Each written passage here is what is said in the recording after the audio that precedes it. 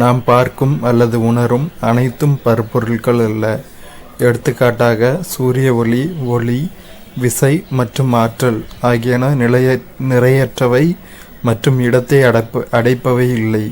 எனவே இவை பருப்பொருட்கள் ஆகாது. பருப்பொருள்னால் என்ன இருக்கணும்னா, ஒரு நிறை இருக்கணும், இடத்தை அடைத்து கொள்கிற தன்மை இருக்கணும், திடத்திரவ வாயுநிலைகள் மாதிரி. அதுதான் பருப்பொருள்னு சொல்கிறோம். நிறையற்றவை மற்றும் இடத்தை அடைப்பவை இல்லை, இடத்தை அடைக்கும் கெப்பாசிட்டி இல்லாதது பருப்பொருட்கள் அல்ல. பருப்பொருட்கள் அல்லாததுக்கு எடுத்துக்காட்டு சூரிய ஒளி, ஒளி, விசை மற்றும் ஆற்றல். நவீன ஆவர்த்தன அட்டவணையில் நமக்கு தெரிந்து இதுவரை உள்ள 118 தனிமங்களில் 92 தனிமங்கள் இயற்கையில் காணப்படுகின்றன. மற்ற 26 தனிமங்கள் செயற்கை முறையில் உருவாக்கப்பட்டவை. ஆனால் இத்தகைய 118 தனிமங்களிலிருந்து கோடிக்கணக்கான சேர்மங்கள் உருவாக்கப்பட்டுள்ளன. அவற்றில் சில இயற்கையானவை மற்றும் சில செயற்கையானவை. அதாவது மொத்த தனிமங்களின் எண்ணிக்கை எத்தனைனா 118. அதில் இயற்கையாக கிடைச்சது 92, செயற்கையாக உருவாக்கப்பட்டது 26. இந்த 118 தனிமங்கள் சேர்ந்து தான் பல வகையான சேர்மங்கள் உருவாகிருக்கு. இவ்வளோ தான் பேசிக்காக நவீன ஆவர்த்தன அட்டவணையோட பேசிக் தான். அணுனா என்னன்னா, வேதிவினையில் ஈடுபடும் ஒரு தனிமத்தின் மிகச்சிறிய துகள் அணுவாகும். இது தனித்தோ சேர்ந்தோ காணப்படும். அதாவது ஒரு தனிமத்தோட மிக சின்ன பாட்டு எப்படி மனித உடம்போட மிக சிறிய அடிப்படை அளவு செல்லோ, அதே மாதிரி தனிமத்தோட மிகச்சிறிய அடிப்படை அளவு அணு. இந்த அணு தனித்து காணப்படும், அப்படி இல்லைன்னா சேர்ந்து காணப்படும். பல்வேறு அணுக்கள் சேர்ந்தது தான் ஒரு மூலக்கூறு. சரியா? அடுத்து மூலக்கூறு ஒரு தனிமம் அல்லது ஒரு சேர்மத்தின் மிகச்சிறிய துகள் மூலக்கூறாகும். இது தனித்து காணப்படும்.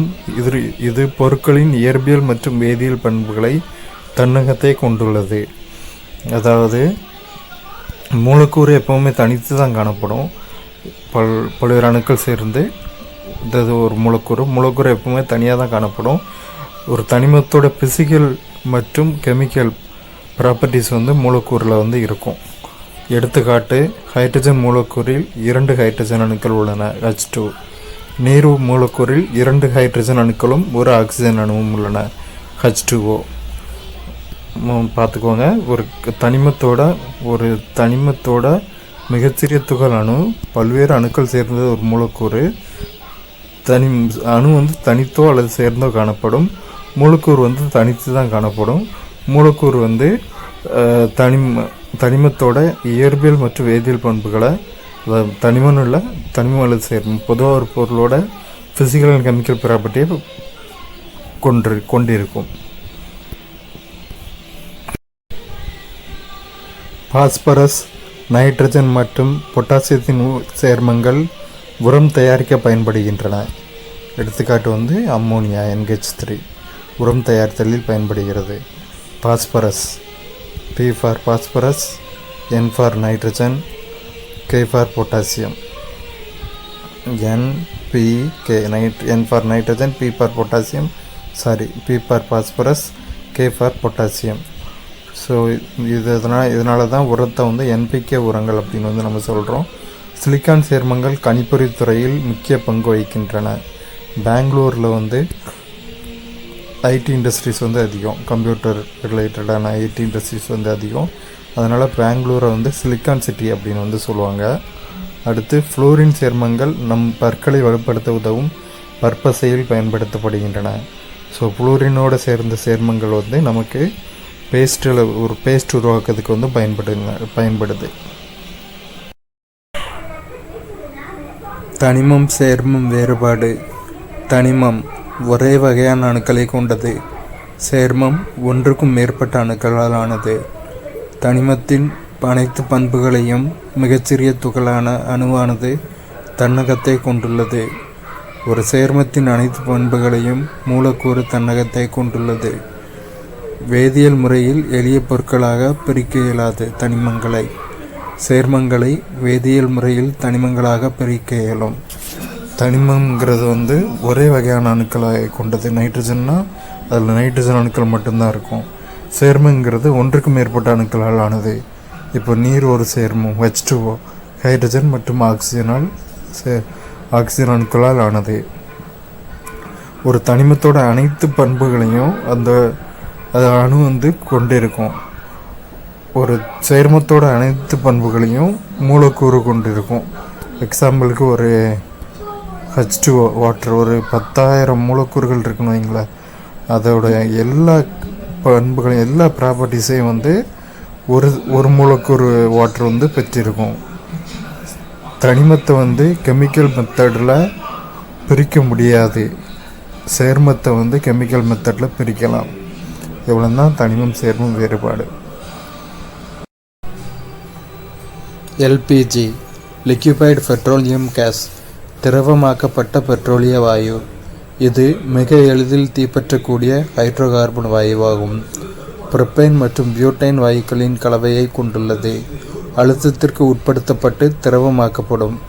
இது வெப்பப்படுத்தவும் உணவு சமைக்கவும் வாகன எரிபொருளாகவும் பயன்படுத்தப்படுகிறது. ஸோ எல்பிஜிங்கிறது லிக்யூஃபைடு பெட்ரோலியம் கேஸ், திரவமாக்கப்பட்ட பெட்ரோலிய வாயு.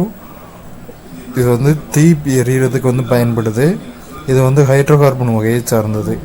கார்பன் மற்றும் ஹைட்ரஜனால் சேர்ந்தது.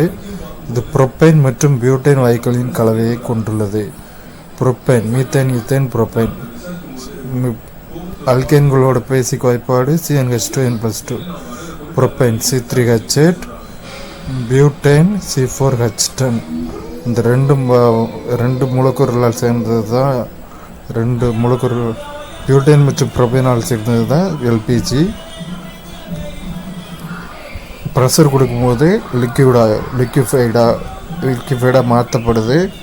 இது வெப்பப்படுத்த பயன்படுது. சாப்பாடு சமைக்கிறதுக்கு பயன்படுது. சில ஆட்டோக்களில் எரிபொருளாகவும் பயன்படுத்தப்படுகிறது. கேஸில் ஓடுற ஆட்டோவும் சென்னையிலலாம் இருக்குது.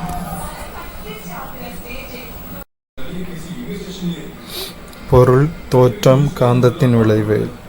இரும்பு தனிமம், அடர் சாம்பல் நிறத்தோல் ஈர்க்கப்படும், காந்தத்தில் ஈர்க்கப்படும். சல்ஃபர் சேர்மம், மஞ்சள் தூளாக காணப்படும், காந்தத்தால் ஈர்க்கப்படாது. இரும்பு + சல்ஃபர் கலவை, கலங்களான மஞ்சள் தூளாக காணப்படும். இதில் உள்ள இரும்பு மட்டும் ஈர்க்கப்படும், சல்ஃபர் ஈர்க்கப்படாது கலவையாக இருக்கும்போது.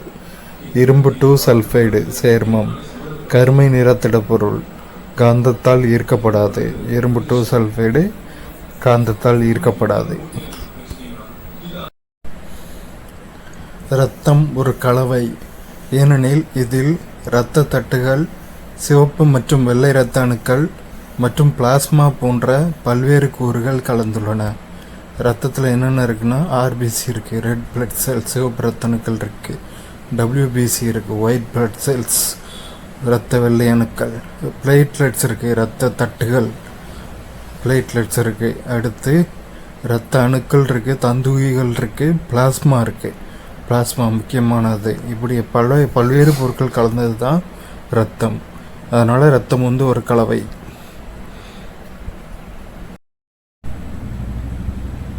கலவைகள் மற்றும் சேர்மங்களுக்கிடையேயான வேறுபாடுகள். கலவைகள் ஒன்று அல்லது அதற்கு மேற்பட்ட பொருட்களால் ஆனது. சேர்மங்கள் ஒரே ஒரு பொருளால் ஆனது. கலவைகள் அதிலுள்ள பகுதி பொருட்களின் பண்புகளை ஒத்துள்ளன. சேர்மத்தின் பண்பு அதிலுள்ள பகுதி பொருட்களின் பண்புகளிலிருந்து வேறுபடுகிறது. கலவையின் பகுதி பொருட்கள் எந்த ஒரு விகிதாச்சாரத்திலும் இருக்கலாம். சேர்மங்களின் பகுதி பொருட்கள் நிலையான விகிதத்திலேயே இருக்கும். கலவையின் பகுதி பொருட்களை இயற்பியல் முறையில் பிரித்தெடுக்க முடியும். சேர்மங்களின் பகுதி பொருட்களை வேதியியல் முறையில் பிரித்தெடுக்க முடியும். ஸோ இப்போ பார்ப்போம். கலவைங்கிறது ஒன்று இல்லாட்டி அதுக்கு மேற்பட்ட பொருட்களாலானது. சேர்மம் வந்து ஒரே ஒரு பொருளாலானது. இப்போ H2O அப்படின்னா, H2O சேர்மம் அப்படின்னா 2 பங்கு ஹைட்ரஜன் 1 பங்கு ஆக்சிஜன். இது சேர்ந்த மூலக்கூறு, ஒரே ஒரு மூலக்கூறு பொருளாலானது, ஒரே வகையான மூலக்கூறு பொருட்களால் ஆனது. கலவைகள் அதிலுள்ள பகுதி பொருட்களின் பண்புகளை ஒத்துள்ளன. சேர்மத்தில் அதோட பகுதி பொருட்களின் பண்புகளிலிருந்து வேறுபடும். கலவையின் பகுதி பொருட்கள் வந்து எந்த ரேஷியோனாலும் இருக்கலாம். சேர்மத்தோட பகுதி பொருட்கள் நிலையான விகிதத்தில் இருக்கும். வாட்டர் H2O 2 பங்கு ஹைட்ரஜன் 1 பங்கு ஆக்சிஜன் தான் இருக்கும் 2:1 என்ற விகிதத்தில். கலவையோட பகுதி பொருட்களை வந்து இயற்பியல் முறையில் பிரித்தெடுக்க முடியும். செடிமெண்டேஷன், ஃபில்ட்ரேஷன் அந்த மாதிரி இயற்பியல் முறையில் வந்து பிரித்தெடுக்க முடியும். சேர்மத்தோட பகுதி பொருட்களை வேதியியல் முறையில் தான் பிரித்தெடுக்க முடியும். வேறு ஒரு கெமிக்கலை ஆட் பண்ணி தான் பிரித்தெடுக்க முடியும். இவ்வளோதான். கழிவறைகளில் காற்று தூய்மையாக்கிகள் பயன்படுத்தப்படுகின்றன. இதில் உள்ள திண்மம் மெதுவாக பதங்கமாகி நறுமணமுள்ள வாயுவை ஒரு குறிப்பிட்ட காலம் வரை வெளியிடுவதன் மூலம் கழிவறையை நறுமணத்துடன் வைக்கின்றது. நாப்தலீனை உள்ளடக்கிய அந்துருண்டை பூச்சிகளை விரட்ட பயன்படுகிறது. இதில் உள்ள நாப்தலின் பதங்கமாகி வாயுவாக மாறுகிறது. இதேபோன்று இந்தியர்களின் வீடுகளில் பயன்படும் கற்பூரம் பதங்கமாதலுக்குட்பட்டு நறுமணத்தை தரவல்லது. அதாவது பதங்கமாதல் மூலமாக ஒரு திண்மம் வந்து திரவமாகாமல் நேரடியாகவே ஆய்வியாகி வாயு நிலைக்கு போகிறப்போ அது நறுமணத்தை கொடுக்குற பொருட்கள் என்னென்ன அப்படின்னு கொடுத்துருக்காங்க. ஒரு ரெஸ்ட் ரூமில் வந்து காற்று தூய்மையாக்கிகள், இந்த ஓடோனில் அப்படிங்கிற அந்த மாதிரிலாம் பார்த்துருப்போம். அதில் வந்து அது வந்து பதங்கமாகி அந்த கேஸ் ஸ்மெல் மட்டும், நல்ல ஸ்மெல் மட்டும் நமக்கு வந்து அடிச்சுக்கிட்டே இருக்கும். இது வந்து டாய்லெட்டில் வந்து நல்ல ஸ்மெல், நல்ல குட் ஸ்மெல்லோடு வந்து வைக்குது. நாப்தலின், அதாவது இந்த பாச்சான்னு சொல்லுவோம்ல, அது பள்ளி நடமாடாமல் இருக்கிறதுக்கு பாச்சாவை யூஸ் பண்ணுவோம். அந்த பாச்சா உருண்டை வந்து நாப்தலின் உள்ளடக்கியது. அது வந்து திரவமாகாமல் நேரடியாக வாயுவாக மாறும்போது அது வந்து இப்போ பள்ளிக்கு வந்து ஒரு வெறுப்புணர்வை உண்டாக்கி பள்ளி வராமல் வந்து ஒரு வச்சுக்கிடுது. பூச்சிகளை அந்த உருண்டை வந்து பூச்சிகளை வந்து விரட்ட பயன்படுகிறது. இதுலேயும் பதங்கமாதல் யூஸ் ஆகுது. நம்ம கற்பூரம் சூடத்தை கொளுத்தும்போது நேரடியாக வாயு நிலைக்கு மாறி பதங்கமாதலுக்கு வந்து யூஸ் ஆகிறது. கரைப்பான் சாறு இறக்கல் என்பது பன்னெடுங்காலமாக பயன்படுத்தப்பட்டு வரும் முறையாகும்.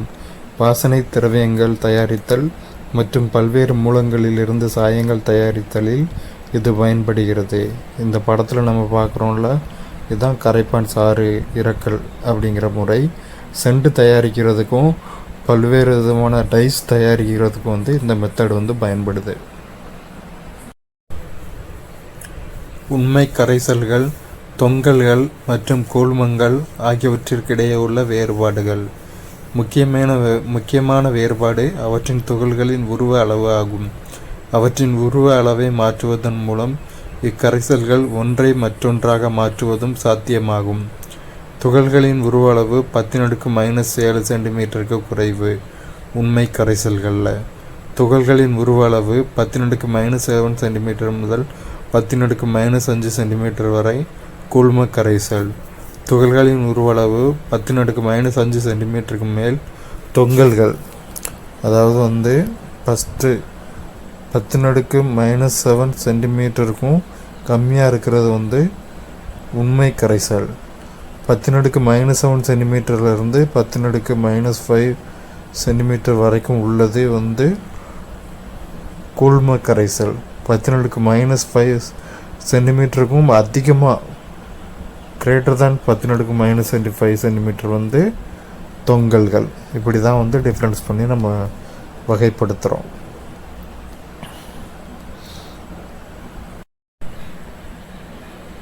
வாகனத்தின் முகப்பு விளக்கிலிருந்து வரும் ஒளிக்கற்றையாக தோன்றுவது டிண்டால் விளைவினால் ஆகும்.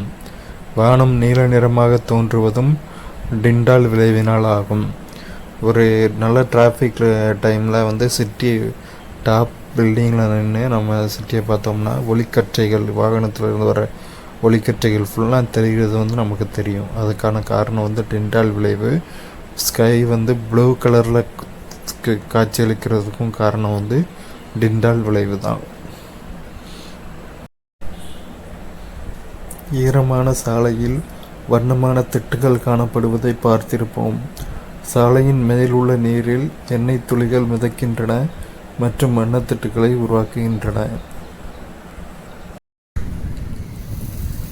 1920ஆம் ஆண்டு அணுவின் உட்கருவில் நடுநிலைத்தன்மை உடைய துகள் ஒன்று உள்ளது என ரூதர்ஃபோர்டு தீர்மானித்தார். ஜேம்ஸ் ஹாட்விக் நியூட்ரானை கண்டறிந்தார். இவர் ரூதர்ஃபோர்டின் மாணவன். அதாவது 1920 அணுவோட உட்கருவில் நடுநிலைத்தன்மை நியூட்ரல் சார்ஜ் உடைய ஒரு துகள் இருக்குன்னு ரூதர்ஃபோர்டு தீர்மானிச்சிருக்காரு. அந்த துகள் நியூட்ரான் அப்படிங்கிறத ஜேம்ஸ் ஹாட்விக் கண்டுபிடிச்சிருக்காரு. ஜேம்ஸ் ஹாட்விக் யாருன்னா ரூதர்ஃபோர்டோட மாணவர். அடிப்படை துகள்களின் பண்புகள்.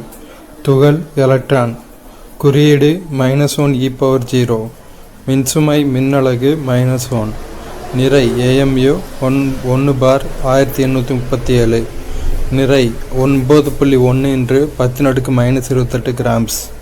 புரோட்டான் 1H1, மின்சுமை +1, நிறை 1 AMU, நிறை 1.6 × 10⁻24 கிராம்ஸ். நியூட்ரான் 0n⁻1, மின்சுமை 0, நிறை 1 AMU, 1.6 × 10⁻24 கிராம்ஸ். அணுவின் அடிப்படை துகள்களான புரோட்டான்கள், நியூட்ரான்கள், எலக்ட்ரான்கள் நீங்களாக அணுவின் உட்கருவில் உள்ள பிற அடிப்படை துகள்களான மெசான்கள், நியூட்ரினோக்கள், ஆன்டி நியூட்ரினோக்கள், பாசிட்ரான்கள். நமக்கு எல்லாத்துக்கும் தெரியும் அணுவில் 3 பேசிக் இதான் இருக்குது அப்படின்னு, நியூட்ரான், எலக்ட்ரான், புரோட்டான்.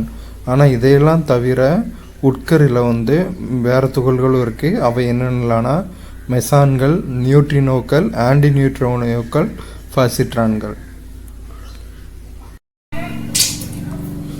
அணு எண் Z வடிவத்தில் வடிவமைக்கப்பட்டுள்ளது. Z என்றால் சால்ட், ஜெர்மானிய மொழியில் எண் என்று பொருள். Z என்பதை அணுசால் அல்லது அணு எண் எனலாம். A என்கின்ற குறியீடு M, ஜெர்மானிய மொழியில் மாசன்சால் என்கிற குறியீட்டுக்கு பதிலாக ACS வழிமுறையில் அறிமுகம் செய்யப்பட்டுள்ளது. அணு எண் Z வடிவத்தில் வடிவமைக்கப்பட்டுள்ளது. Z என்றால் சால், ஜெர்மானிய மொழியில் எண் என்று பொருள். Z என்பதை அணுசால் அல்லது அணு எண் எனலாம். A என்கின்ற குறியீடு M, ஜெர்மானிய மொழியில் மாசன்சால் என்கிற குறியீட்டுக்கு பதிலாக ACS வழிமுறையில் அறிமுகம் செய்யப்பட்டுள்ளது. இசட்னா என்ன பொருள்னா சால்னு மீனிங், ஜெர்மானிய மொழியில் எண் அப்படிங்கிறத பொருள். இசட்டுங்கிறத அணுசால் அப்படின்னு அல்லது அணு எண் அப்படின்னு சொல்லலாம். ஏஎன் அப்படிங்கிற குறியீடு எம், ஜெர்மானிய மொழியில் மாசன்சால் என்கிற குறியீட்டுக்கு பதிலாக ACS வழிமுறையில் அறிமுகம் செய்யப்பட்டிருக்கு. இசட் அணியன் இசட், ஜெர்மானிய மொழியில் சால், அணியன் அல்லது அணுசால்னு சொல்லலாம். ஏ ஜெர்மானிய மொழியில் மாசன்சால். ஆர்பிட் K, எண்ணின் எண்ணிக்கை 1, எலக்ட்ரான் எண்ணிக்கை 2n². இப்போ n 1ங்கிறதுனால 2 × 1², 1² வேல்யூ 1 தான், ஸோ 2. L 2, எண்ணின் எண்ணிக்கை ஆர்பிட் Lல எண்ணின் எண்ணிக்கை 2, ஸோ 2n², 2 × 2², 2² வேல்யூ 4, அப்போ 2 × 4 8. M ஆர்பிட் எண்ணின் எண்ணிக்கை 3, 2n², எலக்ட்ரான் எண்ணிக்கை 2n², 2 × 3², 3² வேல்யூ 9, 2 × 9 = 18. ஆர்பிட் எண்ணின் எண்ணிக்கை 4, எலக்ட்ரான் எண்ணிக்கை 2n², 2 × 4², 4² வேல்யூ 16, 2 × 16 32. ஸோ இப்படி தான் எலக்ட்ரான் எண்ணிக்கை ஆர்பிட்டை வச்சு கண்டுபிடிக்கணும். புரோட்டான்களையும் நியூட்ரான்களையும் இணைக்கும் விசையானது ஈர்ப்பு விசையை காட்டிலும் மிகவும் வலிமையானது. இது யுகாவா விசை என அழைக்கப்படுகிறது. ஸோ யுகாவா விசைன்னா என்னென்னா புரோட்டான்களையும் நியூட்ரான்களையும் இணைக்கும் விசை தான் யுகாவா விசை. இது புவியீர்ப்பு விசையை காட்டிலும் மிகவும் வலிமையானது. அணுக்கள் மிக நுண்ணிய நிறையெண்களை பெற்றுள்ளதால் அவற்றை கிராமில் அளவிட முடியாது.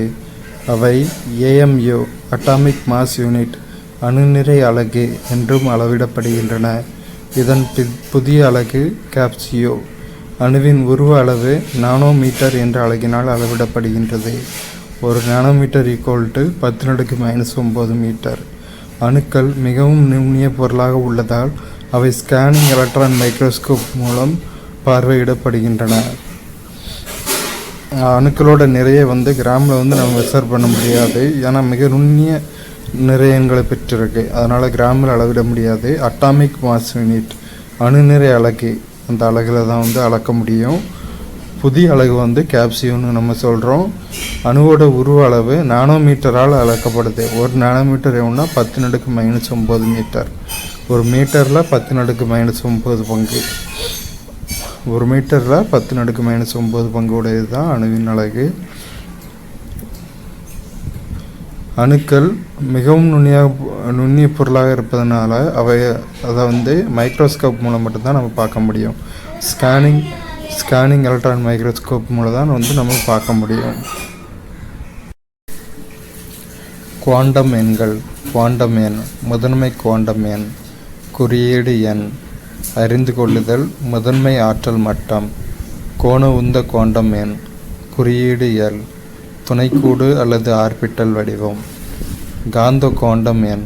குறியீடு M. ஆர்பிட்டல் அமைவிடம். சுழற்சி குவாண்டம் எண். குறியீடு S. எலக்ட்ரான்களின் சுழற்சி.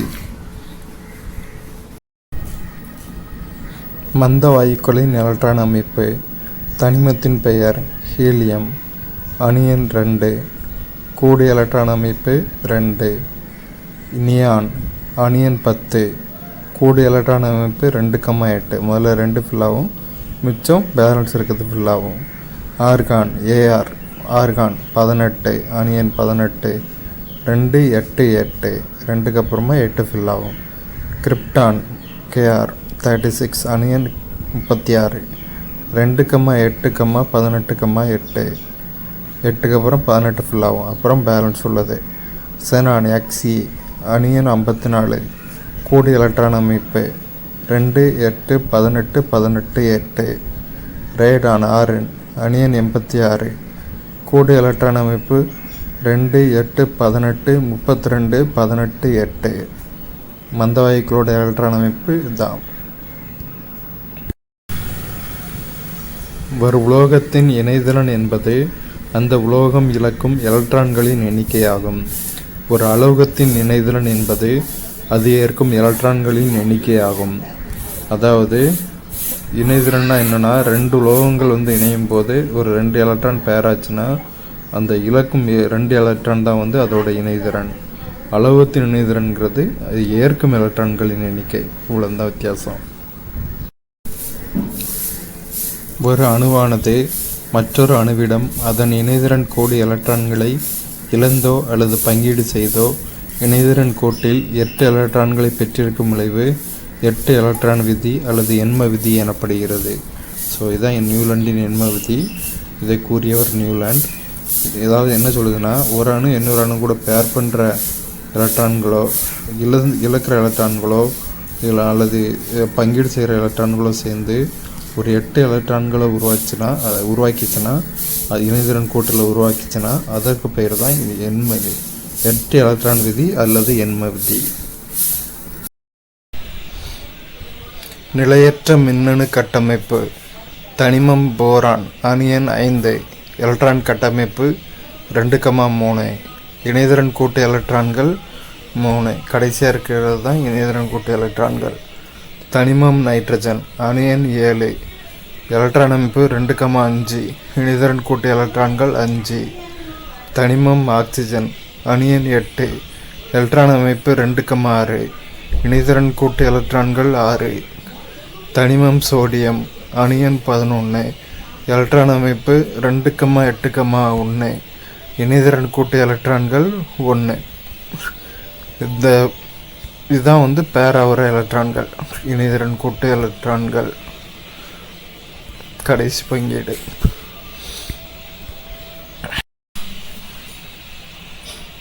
ஒரு தனிமத்தின் அணு எலக்ட்ரானிய இணைதிறன் பிணைப்பை உருவாக்கும் போது அவ்வணு இழக்கும் அல்லது ஏற்கும் எலக்ட்ரான்களின் எண்ணிக்கை அதன் எலக்ட்ரான் இணைதிறன் எனப்படுகிறது.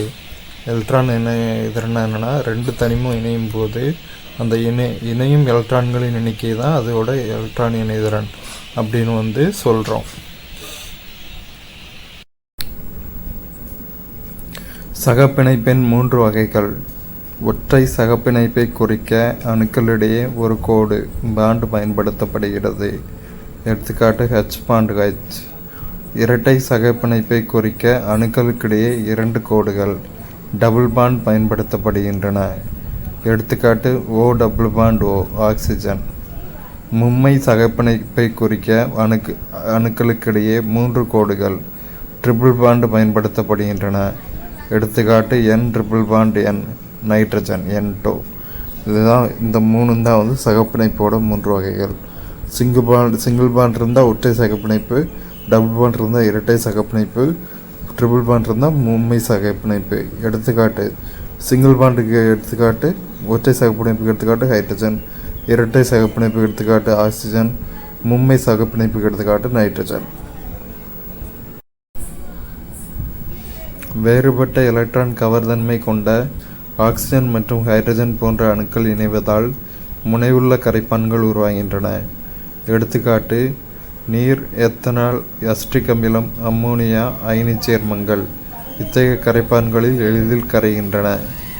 எலக்ட்ரான் கவர்தன்மையில் குறைந்தளவே வேறுபாடு கொண்ட கார்பன் மற்றும் ஹைட்ரஜன் போன்ற அணுக்கள் இணைவதால் முனைவற்ற கரைப்பான்கள் உண்டாகின்றன. எடுத்துக்காட்டு அசிட்டோன், பென்சீன், டொலுவீன், டர்பன்டைன். சகப்பிணைப்பு சேர்மங்கள் இத்தகைய கரைப்பான்களில் கரைகின்றன. அதாவது எலக்ட்ரான் கவர்தன்மை ரொம்ப டிஃப்ரென்ஸ் இருக்கிற அணுக்கள் இணைவதால் தான் முனைவுள்ள கரைப்பான்கள் உருவாகுது. எடுத்துக்காட்டு ஆக்சிஜன், ஹைட்ரஜன். ஆக்சிஜன் மற்றும் ஹைட்ரஜன் இணைவதால் நீர், எத்தனால், அசிட்டிக் அமிலம், அம்மோனியா அயனிச் சேர்மங்கள் இதெல்லாம் உருவாகுது. கார்பனுக்கும் ஹைட்ரஜனுக்கும் எலக்ட்ரான் கவர்தன்மையில் ரொம்ப சின்ன டிஃப்ரென்ஸ் இருக்கிறதுனால ஹைட்ரோ கார்பன்ஸ் உருவாகுது.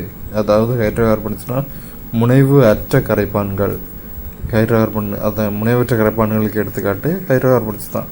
Acetone, benzene, toluene, turpentine. சகப்பிணைப்பு சேர்மங்கள் இத்தகைய கரைப்பான்களில் கரைகின்றன. ஃபஜான் விதியின் சுருக்கம். அயனித்தன்மை குறைந்த நேர்மின் சுமை, சகப்பிணைப்பு தன்மை அதிக நேர்மின் சுமை. அயனித்தன்மை நேர்மின் அயனி உருவளவு பெரியது, சகப்பிணைப்பு தன்மை நேர்மின் அயனி உருவளவு சிறியது. அயனித்தன்மை எதிர்மின் அயனி உருவளவு சிறியது, சகப்பிணைப்பு தன்மை எதிர்மின் அயனி உருவளவு பெரியது. ஸோ ஃபஜான் விதிப்படி அயனித்தன்மையில் குறைந்த நேர்மின் சுமையும் சகப்பிணைப்பு தன்மையில் அதிக நேர்மின் சுமையும் காணப்படும். அயனித்தன்மையில் நேர்மின் அயனி பெரியதாக இருக்கும், சகப்பிணைப்பு தன்மையில் நேர்மின் அயனி சிறியதாக இருக்கும். இதுக்கு ஆப்போசிட் எதிர்மின் அயனி உருவளவு சிறியதாக இருக்கும் அயனித்தன்மையில், சகப்பிணைப்பு தன்மையில் பெரியதாக இருக்கும் எதிர்மின் அயனியோட உருவளவு. ஆக்சிஜனேற்றம் அப்படின்னா என்னென்னா, ஆக்சிஜனை சேர்த்தல், ஹைட்ரஜனை நீக்குதல் அல்லது எலக்ட்ரானை இழத்தல். இந்த 3மே ஆக்சிஜனேற்றம் தான். ஒடுக்கம்னா ஹைட்ரஜனை சேர்த்தல், ஆக்சிஜனை நீக்குதல் அல்லது எலக்ட்ரானை ஏற்றல். இந்த 3மே ஒடுக்கம்தான். பிணைப்பில் உள்ள இணை எலக்ட்ரான்களை தன்னை நோக்கி கவர்ந்தெழுக்கும் தன்மை எலக்ட்ரான் கவர்தன்மை எனப்படும். எலக்ட்ரான் கவர்தன்மை என்னன்னா, பேரிங்கில் இருக்கிற எலக்ட்ரான்ஸை அட்ராக்ட் பண்ணுற ப்ராப்பர்ட்டி தான் எலக்ட்ரான் கவர்தன்மை. அமிலங்களும் மூலங்களும். மூலங்கள், அமிலங்கள். ஆப்பிள் மாலிக் அமிலம். இதை எப்படி ஞாபகம் வச்சுக்கலான்னா, ஆப்பிள் காஷ்மீரில் அதிகமாக விளையும். காஷ்மீரில் இருக்கக்கூடிய முஸ்லீம் தலைவர் மாலிக் அப்படின்னு சொல்லுவாங்க. மாலிக்னா உருதுல தலைவர்னு அர்த்தம்.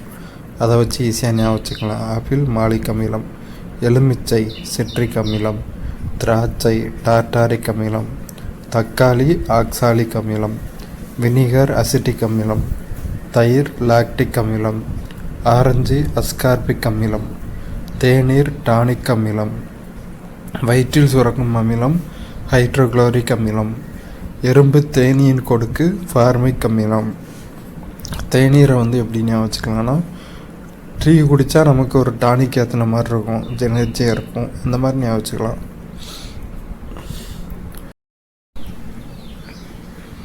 அனைத்து அமிலங்களும் ஒன்று அல்லது அதற்கு மேற்பட்ட ஹைட்ரஜன் அணுக்களை கொண்டவை. ஆனால் ஹைட்ரஜன் உள்ள அனைத்து பொருட்களும் அமிலங்கள் அல்ல. எடுத்துக்காட்டு மீத்தேன் CH4 மற்றும் அம்மோனியா NH3 ஆகியவை ஹைட்ரஜனை கொண்டுள்ளன.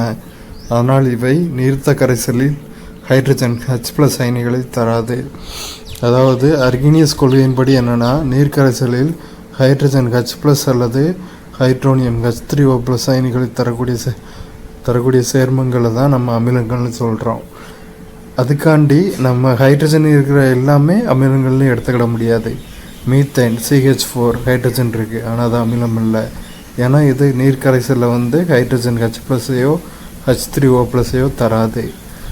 NH3 அம்மோனியா நீர்க்கரைசலில் ஹைட்ரஜன் H+ஐயோ ஹைட்ரோனியம் H3O+ஐயோ தராது. அதனால் இவை அமிலங்கள் அல்ல. அமிலங்களால் உருவான அயனிகள். அமிலங்கள் அசிட்டிக் அமிலம், மூலக்கூறு வாய்ப்பாடு CH3COOH, அயனிகள் உருவாதல் H+ மற்றும் CH3COO-, இடப்பெயர்ச்சி செய்ய முடியும் ஹைட்ரஜனின் எண்ணிக்கை 1. ஃபார்மிக் அமிலம், மூலக்கூறு வாய்ப்பாடு HCOOH, அயனிகள் உருவாதல் H+ மற்றும் HCOO-, இடப்பெயர்ச்சி செய்ய முடியும் ஹைட்ரஜனின் எண்ணிக்கை 1. நைட்ரிக் அமிலம், மூலக்கூறு வாய்ப்பாடு HNO3, அயனிகள் உருவாதல் H+ மற்றும் NO3-, இடப்பெயர்ச்சி செய்ய முடியும் ஹைட்ரஜனின் எண்ணிக்கை 1. சல்ஃபியூரிக் அமிலம், மூலக்கூறு வாய்ப்பாடு H2SO4, அயனிகள் உருவாதல் H+ மற்றும் SO4 2-, இடப்பெயர்ச்சி செய்யப்படும் ஹைட்ரஜனின் எண்ணிக்கை 2. பாஸ்பாரிக் அமிலம், மூலக்கூறு வாய்ப்பாடு H3PO4, அயனிகள் உருவாதல் H+ மற்றும் PO4 3-, இடப்பெயர்ச்சி செய்யப்படும் ஹைட்ரஜனின் எண்ணிக்கை 3. அமிலங்களுக்கு காரத்துவம் என்ற பதத்தை பயன்படுத்துகிறோம். இது அதில் உள்ள இடப்பெயர்ச்சி செய்யக்கூடிய ஹைட்ரஜன் அணுக்களின் எண்ணிக்கையை குறிப்பதாகும். எடுத்துக்காட்டு, அசிட்டிக் அமிலத்தில் 4 ஹைட்ரஜன் அணுக்கள் இருந்தாலும் ஒரே ஒரு ஹைட்ரஜனை மட்டுமே இடப்பெயர்ச்சி செய்ய முடியும். எனவே இது ஒற்றை காரத்துவம் உடையது. அசிட்டிக் அமிலத்தோட ஃபார்முலா CH3COOH. இதில் ஒரு 3 ஹைட்ரஜன் இருக்குது, இதில் ஒரு ஹைட்ரஜன் இருக்குது. ஆனால் 4 ஹைட்ரஜன் இருந்தாலும் இந்த ஒரு ஹைட்ரஜன் மட்டும்தான் இடப்பெயர்ச்சி செய்யக்கூடிய பண்பை பெற்றிருக்கு. அதனால் இது ஒற்றை காரத்துவம் உடையது. அமிலங்களை காரத்துவத்தின் அடிப்படையில் நம்ம வகைப்படுத்துகிறோம். ஒற்றை காரத்துவம், இரட்டை காரத்துவம், மும்மை காரத்துவம், இப்படி அது இடப்பெயர்ச்சி செய்யக்கூடிய ஹைட்ரஜன் அணுக்களின் எண்ணிக்கையின் அடிப்படையில் நாம் வகைப்படுத்துகிறோம். வெப்பம் அல்லது கதிர்வீச்சு அல்லது வேதிவினை அல்லது மின்னிறக்கத்தால் அயனிகளை பிரித்தெடுக்கும் நிலை அயனியாதல் எனப்படும். அயனிகளை பிரித்தெடுக்கும் நிலை அயனியாதல் அப்படின்னு அழைக்கப்படுது. எந்தெந்த முறைகள்னா வெப்பம், கதிர்வீச்சு, வேதிவினை, அப்படி இல்லைன்னா மின்னிறக்கத்தால், இந்த முறைகளில் அயனிகளை பிரித்தெடுக்கிறோம். இது அயனியாதல் அப்படின்னு சொல்கிறோம். சில உலோகங்கள் அமிலத்துடன் வினைபுரிவதில்லை. எடுத்துக்காட்டு, சில்வர் Ag, காப்பர் CEO. சில்வரும் காப்பரும் ஆசிட் கூட ரியாக்ட் ஆகிறதில்ல. அதனால தான் நம்ம பாத்திரத்தில் சில்வரையும் காப்பரையும் பாத்திரம் செய்கிறதுக்கு கலனாக யூஸ் பண்ணுறோம். காப்பர்னா செம்பு, சில்வர்னா வெள்ளி. வெள்ளியையும் காப்பர் செம்பையும் நம்ம பாத்திரம் செய்கிறதுக்கு இதனால தான் யூஸ் பண்ணுறோம். அமிலத்தோட வினைபுரிவதில்லை வெள்ளியும் காப்பரும். செறிவு மிகுந்த கனிம அமிலத்தை நீர்க்கும்போது மிக கவனமாக செயல்பட வேண்டும். எப்பொழுதுமே அமிலத்தை நீரினுள் சிறிது சிறிதாக சேர்த்து கலக்கி கொண்டே இருக்க வேண்டும். இவ்வாறு செய்யாமல் செறிவு மிகுந்த அமிலத்தினுள் நீரை சேர்த்தால் அதிக அளவு வெப்பம் வெளியேறி அமிலம் கொள்கலனிலிருந்து வெளியே தெரித்து உடலில் காயத்தினை ஏற்படுத்தும். அதாவது கான்சன்ட்ரிக் ஆசிட்ஸில் வந்து தண்ணியை வந்து ஃபுல்லாக அப்படியே ஊற்றிடக்கூடாது. கொஞ்சம் கொஞ்சம் ட்ராப் பை ட்ராப் ஆச்சு கொஞ்சம் கொஞ்சமாக தான் சேர்த்து கலக்கி விட்டுக்கிட்டே இருக்கணும். அப்போ தான் அந்த ஆசிட் வந்து ரியாக்ட் ஆகாது. அப்படி இல்லாமல் அப்படியே தண்ணி கோரி ஊற்றிட்டோம்னா அது அந்த ஆசிட்டும் வாட்டரும் ரியாக்ட் ஆகி அந்த ஆசிட் வந்து நம்ம மேலே தெரித்து தோலை எரிக்க கூட வாய்ப்பு இருக்குது. அமில கரைசலின் நீரின் பங்கு. அமிலங்கள் நீரில் கரையும் போது மட்டுமே தங்களின் பண்புகளை வெளிப்படுத்தும். நீரில் கரையும் போது ஹைட்ரஜன் H+ அயனிகளை தருவதால் அது அமிலம் என அறிய முடிகிறது. அதே சமயம் கரிம கரைப்பானில் அமிலங்கள் அயனியுறுவதில்லை. எடுத்துக்காட்டு, ஹைட்ரஜன் குளோரைடு நீரில் கரையும் போது H+Cl- அயனிகளை தருகிறது. அதே சமயம் எத்தனால் போன்ற கரிம கரைப்பானில் அயனியுறாமல் மூலக்கூறுகளாகவே இருக்கும். அதாவது இப்போ வந்து நம்ம அமிலங்கள் வந்து நீரில் கரையும் போது மட்டும்தான் அதோட பண்புகளை வெளிப்படுத்தும். HCl நீரில் கரைக்கிறோன்னு வச்சுக்கோங்களேன். HCl மூலக்கூறு இருக்குது, அதிலிருந்து H+ம் Cl- தனியாக பிரிஞ்சு H+ அயனிகளை தரும். அதனால் அது அமிலம்னு சொல்கிறோம். ஆனால் கரிம கரைப்பானில் எத்தனால் போன்ற கரிம கரைப்பானில் அமிலங்களை கரைக்கும் போது அது வந்து பிரியாது. அது வந்து HCl வந்து பிரியாமல் மூலக்கூறுகளாகவே இருக்கும். அயனி உறாமல் மூலக்கூறுகளாகவே இருக்கும், அயனிகளாக பிரியாது. இதுதான் வந்து கொடுத்துருக்காங்க. அனைத்து எரிகாரங்களும் காரங்கள் ஆகும். ஆனால் அனைத்து காரங்களும் எரிகாரங்கள் அல்ல. எரிகாரங்கள் எல்லாமே காரங்கள், ஆனால் காரங்கள் எல்லாமே வந்து எரிகாரங்கள் கிடையாது. எடுத்துக்காட்டு, சோடியம் ஹைட்ராக்சைடு மற்றும் பொட்டாசியம் ஹைட்ராக்சைடு எரிகாரங்கள் ஆகும். அலுமினியம் ஹைட்ராக்சைடு மற்றும் ஜிங்க் ஹைட்ராக்சைடு காரங்கள் ஆகும். NaOHும் KOHும் எரிகாரங்கள். AlOH த்ரைஸும் ஜிஸ்டன் OH த்ரைஸும் காரங்கள். அமிலத்துவம் என்பது ஒரு கார மூலக்கூறில் உள்ள இடப்பெயர்ச்சி செய்யக்கூடிய ஹைட்ராக்சில் தொகுதிகளின் எண்ணிக்கையாகும். ஸோ அமிலத்துவம்னா என்னென்னா, கார மூலக்கூறில் இருக்க எவ்வளோ ஹைட்ராக்சில் அயனிகள் OH- வந்து இடப்பெயர்ச்சி ஆகுதோ அதுதான் வந்து அமிலத்துவம். 1 ஆச்சுன்னா 1 ஒற்றை காரத்துவம், 2 ஒற்றை அமிலத்துவம், 2 ஆச்சுன்னா 2 இரட்டை அமிலத்துவம். அப்படி அவ்வளோதான். சில உலோகங்கள் சோடியம் ஹைட்ராக்சைடுடன் வினைபுரிவதில்லை.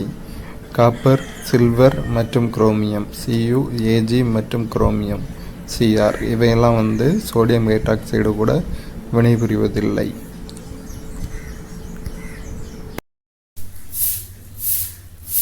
அமில கார நிறங்காட்டி லிட்மஸ் தாள்.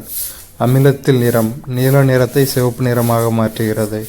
காரத்தில் நிறம் சிவப்பு நிறத்தை நீல நிறமாக மாற்றுகிறது. ஃபினாப்தலின் நிறங்காட்டி அமிலத்தில் நிறமற்றது, காரத்தில் இளஞ்சிவப்பு நிறமாக மாறுகிறது. மெத்தில் ஆரஞ்சு நிறங்காட்டி அமிலத்தில் இளஞ்சிவப்பு நிறத்தையும் காரத்தில் மஞ்சள் நிறத்தையும் தருகிறது. ஹைட்ரோகார்பன் பிணைப்பின் வகை. ஒற்றை பிணைப்பு. உதாரணம் மீத்தேன் CH4. ஸோ CH4ங்கிறதுனால ஒரு C சென்டரில் வந்துடும், 4 சைடும் 4 ஹைட்ரஜன் வந்துடும், 4 சைடும் ஒவ்வொரு ஹைட்ரஜன் வந்துடும். So CH4 methane. சேர்மத்தின் பிரிவு அல்கேன். அல்கேன்கள் அப்படின்னா அல்கேன் அப்படின்னா CnH2n+2. ஸோ மீத்து ஈத்து ப்ரப் மீத்து வந்து கார்பன் 1. அப்போ CnH2n+2 போட்டோன்னா C1H 2×1+2 2×1 2 + 2 4 C1 அதை அப்படியே போட்டுடலாம். ஸோ CH4 இது ஒற்றை பிணைப்பு. அதே மாதிரி இரட்டை பிணைப்பு பார்த்தோன்னா H bond C bond H double bond C bond H bond H. Ethene. அல்கீன்கள் CnH2n+2 அல்கீன்கள் CnH2n. ஈத்துனா n is equal to 2. So C2H2n, 2 into 2 4. So C2H4, 2 C2H4ங்கும்போது கார்பனுக்கும் கார்பனுக்கு இடையில் டபுள் பாண்ட், இங்கே ஒரு H, இங்கே ஒரு H, இங்கே ஒரு H, இங்கே ஒரு H. C2H4 ethene alkene. அடுத்து முப்பிணைப்புக்கு எடுத்துக்காட்டு ஈத்தைன், அல்கைன். அல்கைன்களோட வாய்ப்பாடு அல்கைன்கள் CnH2n + 2, அல்கீன்கள் CnH2n, அல்கைன் CnH2n - 2. ஈத்துனா C carbon n is equal to 2. C2H 2 into 2 minus 2. 2 into 2 4. 4 minus 2 2. So C2H2. அப்போ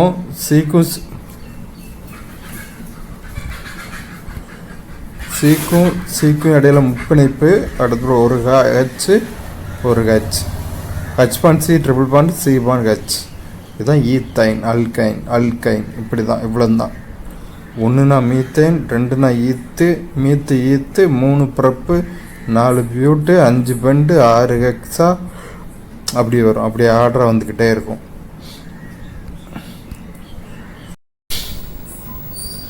வைரம் மற்றும் கிராஃபைட்டுக்கு இடையேயுள்ள வேறுபாடுகள். வைரம் ஒவ்வொரு கார்பனும் 4 சகப்பிணைப்புகளை கொண்டுள்ளது. கிராஃபைட் ஒவ்வொரு கார்பனும் 3 சகப்பிணைப்புகளை கொண்டுள்ளது. வைரம் கடினமானது, அடர்த்தியானது, ஒளிபுகும் தன்மை உடையது. கிராஃபைட் மிருதுவானது, தொடுவதற்கு வளவளப்பானது, ஒளிபுகா தன்மை உடையது. வைரம் நான்முகி அலகுகள் முப்பரிமாண அமைப்பில் இணைக்கப்பட்டுள்ளன. கிராஃபைட் அருங்கோண அலகுகள் தள அடுக்குகளில் அமைந்துள்ளன. வைரம் வெப்பம் மற்றும் மின்சாரத்தை கடத்தாது. கிராஃபைட் வெப்பம் மற்றும் மின்சாரத்தை கடத்தும். வைரத்தில் ஒவ்வொரு கார்பனும் 4 பாண்டு கொண்டிருக்கு. கிராஃபைட்டில் ஒவ்வொரு கார்பனும் 3 சகப்பிணைப்புகளை கொண்டிருக்கு. வைரம் தொடர்றதுக்கு ஹார்டாக இருக்கும், கிராஃபைட் சாஃப்டாக இருக்கும். வைரம் டென்ஸ்டாக இருக்கும், கிராஃபைட் வளவளப்பாக இருக்கும். வைரத்து வழியாக ஒளி போகும், ஆனால் கிராஃபைட் வழியாக ஒளி போகாது. வைரத்தில் நான்முகி அமைப்பு இருக்குது, 3D ஸ்ட்ரக்சரில் இருக்குது. கிராஃபைட்டில் அருங்கோண அலகுகள் இருக்குது, 2D ஸ்ட்ரக்சரில் இருக்குது. வைரம் ஹீட்டையும் ட்ரான்ஸ்ஃபர் பண்ணாது, கரண்ட்டையும் ட்ரான்ஸ்ஃபர் பண்ணாது. கிராஃபைட் ஹீட்டு கரண்ட் ரெண்டையுமே ட்ரான்ஸ்ஃபர் பண்ணும். கிராஃபீன் என்பது தற்போது புதிதாக கண்டுபிடிக்கப்பட்டுள்ள கார்பனின் புறவேற்றுமை வடிவமாகும். இதில் தேனீயின் கூட்டைப் போல அருங்கோண வளைய வடிவில் கார்பன் அணுக்கள் ஒரே பரப்பில் அமைக்கப்பட்டுள்ளன. கிராஃபீன் தான் உலகில் கண்டுபிடிக்கப்பட்டுள்ள தடிமன் குறைவான சேர்மமாகும். இதன் தடிமன் 1 அணு அளவு மட்டுமே உள்ளது. இதுதான் உலகிலேயே மிகவும் லேசான சேர்மமாகும். மேலும் கண்டுபிடிக்கப்பட்ட சேர்மங்களிலேயே மிகவும் வலிமையான சேர்மமும் இதுவே ஆகும். அரைவெப்ப நிலையில் இது ஒரு மிகச்சிறந்த வெப்ப கடத்தி ஆகும். கிராஃபீனை 0.335 நானோமீட்டர் இடைவெளியில் ஒன்றின் மீது ஒன்றாக அடுக்கும்போது கிராஃபைட் கிடைக்கிறது. கிராஃபைட்டில் உள்ள கிராஃபீன் அடுக்குகள் வலிமை குறைந்த வாண்டர்வால்ஸ் விசை மூலம் பிணைக்கப்பட்டுள்ளன. அடுத்து இதோட ஒரு சதுர அடியின் எடை 0.77 மில்லிகிராம் மட்டுமே. எஃகு இரும்பை காட்டிலும் 100 to 300 மடங்கு வலிமையானது. சரியா? சரி, இன்னொரு வாட்டி பார்த்துருவோம். கிராஃபீன்ங்கிறது கார்பனோட புறவேற்றுமையோடையும் அருங்கோண வளைய வடிவில் கார்பன் அணுக்கள் ஒரே பரப்பில் அமைக்கப்பட்டுள்ளன. அருங்கோண வடிவில் குறைவான சேர்மம், தடிமன் குறைவான சேர்மம், லேசான சேர்மம், வலிமையான சேர்மமும் இதுவே ஆகும். எஃகு இரும்பை காட்டிலும் 100 to 300 மடங்கு வலிமையானது. அறை வெப்பநிலையில் மிகச்சிறந்த வெப்ப கடத்தி. 0.335 நானோமீட்டரில் அடுக்கும்போது கிராஃபைட் கிடைக்குது. கிராஃபைட்டில் உள்ள கிராஃபின் அடுக்கு வலிமை குறைந்த வாண்டர்வால்ஸ் விசையால் பிணைக்கப்பட்டுள்ளது. மருந்துகளின் மூலங்கள். மூலம் அல்லது செயல்முறை. தாவரங்கள். மருந்து மார்பின், குயினைன். ரசாயன தொகுப்பு. மருந்து ஆஸ்பிரின் பாராசிட்டமால். விலங்கு மருந்து இன்சுலின் ஹெபாரின். கனிமம் மருந்து திரவ பாரஃபின். நுண்ணுயிர் மருந்து பென்சிலின். மரபு பொறியியல் மருந்து மனித வளர்ச்சி ஹார்மோன். கதிரியக்க ஐசோடோப்பு பயன்படும் பரிசோதனைகள். கதிரியக்க ஐசோடோப் அயோடின் 131 பயன்படும் பரிசோதனை மூளைக்கட்டி, தைராய்டு சுரப்பியின் சீர்குலைவு ஆகியவற்றை அடையாளம் கண்டு அவற்றின் இடத்தை கண்டறிதல். சோடியம் 24 இரத்த உறைவு மற்றும் இரத்த சுழற்சி சீர்குலைவுகள், இதயத்தின் செயல்பாடு ஆகியவற்றை கண்டறிதல். இரும்பு 59 இரத்த சோகை நோய், கருவுறுதல் சம்பந்தமான குறைபாடுகளை கண்டறிதல். கோபால்ட் 60 புற்றுநோயை கண்டறிதல். இது ரொம்ப இம்பார்ட்டன்ட், அடிக்கடி கேட்பாங்க. ஹைட்ரஜன் 3 மனித உடலில் உள்ள நீரின் அளவை அறிய. அயோடின் 131 மூளைக்கட்டி, தைராய்டு சுரப்பியின் சீர்குலைவு ஆகியவற்றை கண்டறிய. சோடியம் 24 இரத்தம் சம்பந்தமான பிரச்சனைகள், இதயத்தின் செயல்பாடு. இரும்பு 59 இரத்த சோகை நோய், கருவுறுதல் சம்பந்தமான குறைபாடுகள். கோபால்ட் 60 புற்றுநோயை கண்டறிய. இது ரொம்ப இம்பார்ட்டன், அடிக்கடி கேட்பாங்க. ஹைட்ரஜன் 3 மனித உடலில் உள்ள நீரின் அளவை அறிய. இதுக்கெலாம் இந்த கதிரியக்க ஐசோடோப்புகள் பயன்படுது. இன்றைய உலக மக்கள் தொகையில் 40% பேர் வேளாண்மை தொழிலில் ஈடுபடுகின்றனர். இதுவே உலகின் மிகப்பெரிய தனிப்பட்ட வேலை வாய்ப்பு ஆகும். உலக மக்கள் தொகையில் 40% பேர் விவசாயம் தான் பார்க்குறாங்க. இதுதான் உலகத்தோட மிகப்பெரிய தனிப்பட்ட வேலை வாய்ப்பு.